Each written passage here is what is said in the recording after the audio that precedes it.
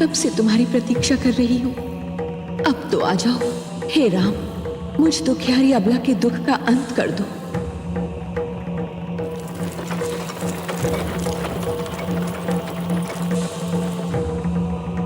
धन्य है वायु का ये झोंका जो मुझ तक तुम्हारे कमल चरणों की धूल की सुगंध लाया है।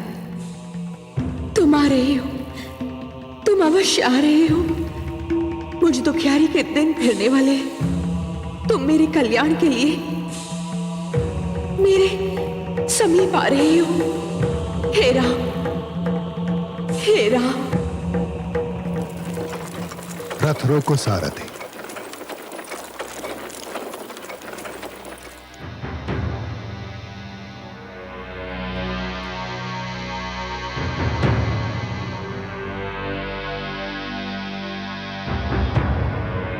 आज हम यहीं विश्राम करेंगे। गुरुदेव, इस उजड़े आश्रम में क्या यह स्थान विश्राम के लिए उचित रहेगा? यह सबसे उत्तम स्थान है शिष्य। हम यहां नहीं आए। यह उजड़ा हुआ आश्रम स्वयं हमें यहां खींच लाया है। हे राम, हे राम, हे राम, हे राम, हे राम, हे राम, हे राम, हे राम, हे राम। ये मुझे कौन पुकार रहा है गुरुदेव? तुम्हें यह पुकार रही है शिष्य।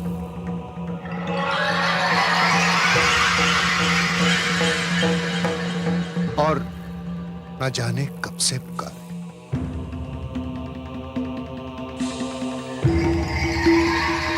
किंतु ये तो पाषाण की प्रतिमा है गुरुदेव। हाँ है।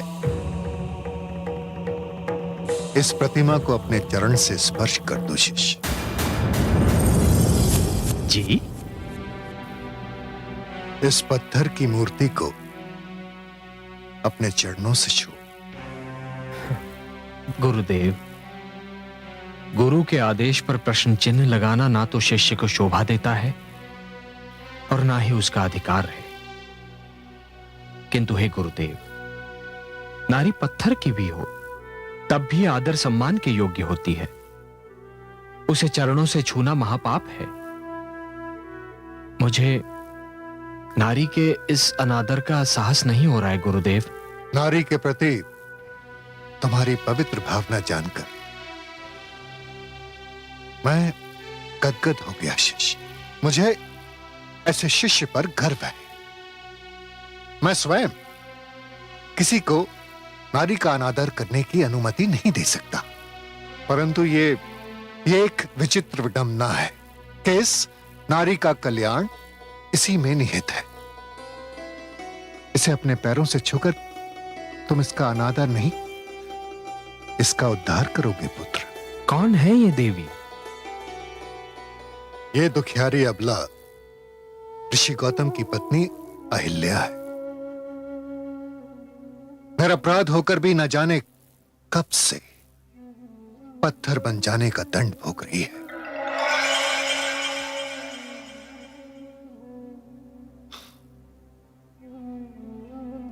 बहुत दुखद है इसकी कथा।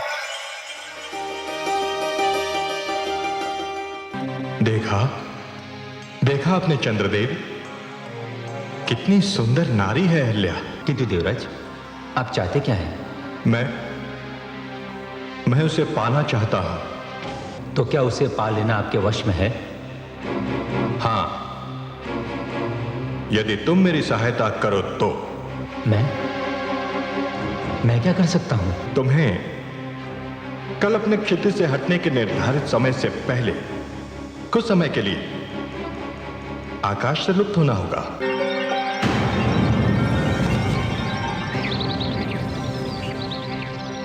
ये क्या? भोर हो गई और आज मेरी आंख नहीं खुल पाई। मुझे भी आश्चर्य है स्वामी, आज रात इतनी शीघ्र कैसे ढल गई। मैं अभी आती हूँ।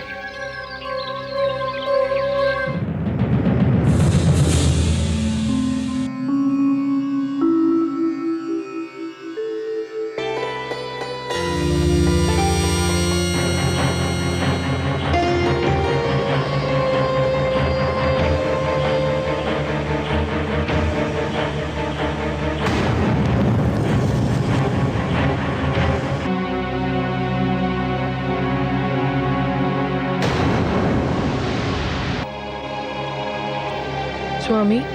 पर विवश किया था, तू आज के उपरांत उसके योग्य ही नहीं रहेगा। दूर हो जा मेरे सामने से, दूर हो जा।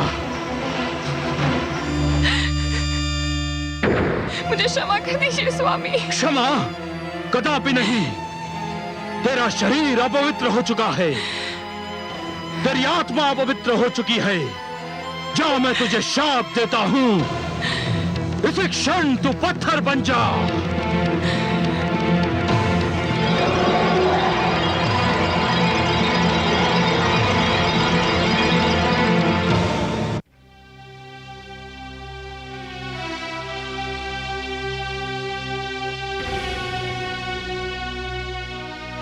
अब जब तक तुम इसे अपने चरणों से स्पर्श नहीं करोगे, ये यूं ही पाषाण की मूर्ति बनी रहेगी। इसके कल्याण के लिए तुम्हें मेरे आदेश का पालन करना होगा शिष्य। जो आज्ञा।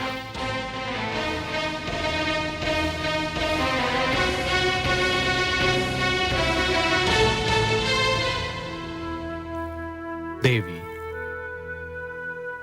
मेरे लिए नारी हर रूप में माता समान है। मैं आपको अपने चरणों से स्पर्श करने की धृष्टता करने जा रहा हूं, क्षमा कीजिएगा।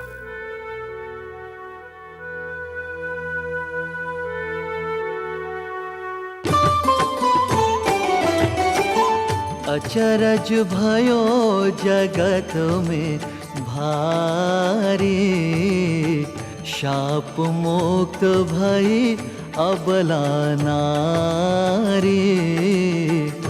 पावन चरण राम को लागा, ऋषि पत्नी पाहन तन त्यागा।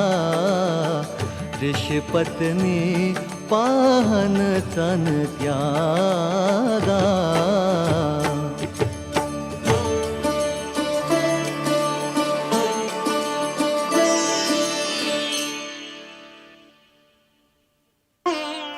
हे दुखी जनों का दुख मिटाने वाले राम, हे संकट के मारों का संकट मिटाने वाले राम, हे दुखियारों को तारने वाले राम, हे पापियों का उद्धार करने वाले राम, इस अबला को शाप से मुक्ति दिलाकर आपने जो इस पर उपकार किया है, उसके लिए आपको कोटि कोटि धन्यवाद।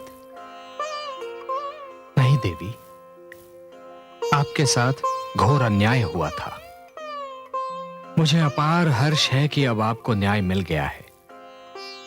मुझे आशा ही नहीं, विश्वास भी है कि अब तक महर्षि गौतम को भी अपनी भूल का आभास हो चुका होगा, किंतु वो भी विवश थे देवी, क्योंकि नभ से टूटा हुआ तारा, धनुष से निकला हुआ बाण एवं मुख से निकला हुआ शाप लौटाया नहीं जा सकता, केवल उसका दंड भोगा जा सकता है।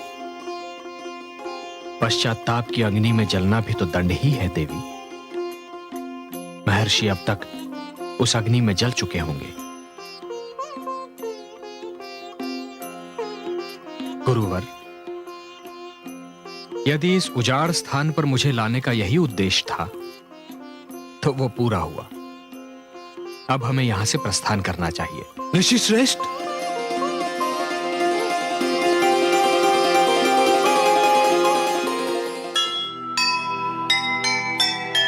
मुनि गौतम आए वहाँ, सुखद मिला परिणाम।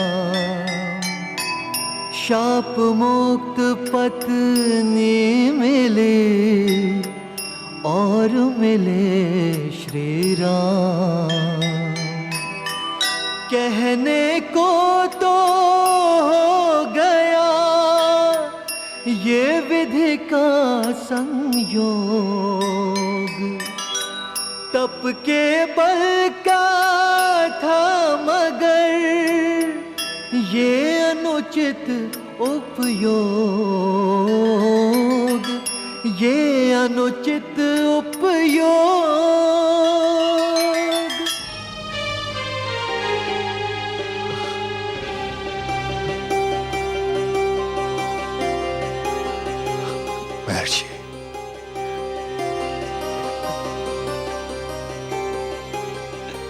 देखिए।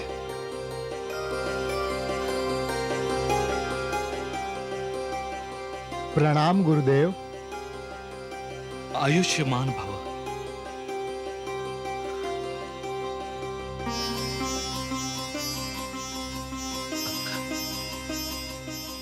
सदा विजयी भव।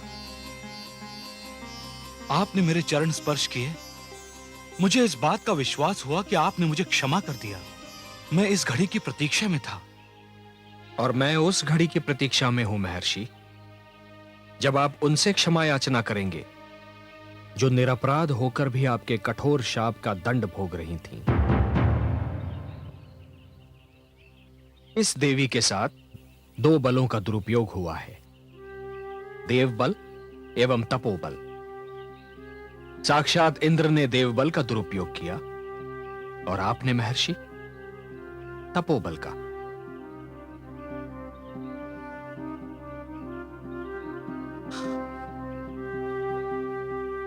देवी, मेरे शाप ने आपको पत्थर बना दिया, परंतु विश्वास कीजिए, इस शाप ने केवल आपको नहीं, स्वयं मुझे भी दंडित कर दिया था। आज मैं श्री राम और ऋषि श्रेष्ठ विश्वामित्र के माध्यम से समस्त संसार को संबोधित करके आपसे क्षमा मांगता हूं। मुझे क्षमा कर दीजिए। नहीं स्वामी नहीं, भावी को टाला नहीं जा सकता था, भाग्य लेख को मिटाया नहीं जा सकता था। जो हुआ वो होना ही था। भाग्य का लेख मानकर मैं अपने दोष से बच नहीं सकता। मेरा पुरुष होने का अभिमान मेरे समक्ष आ गया। अभिमान विवेक का शत्रु होता है। मुझे इसी शत्रु ने नीचा दिखाया।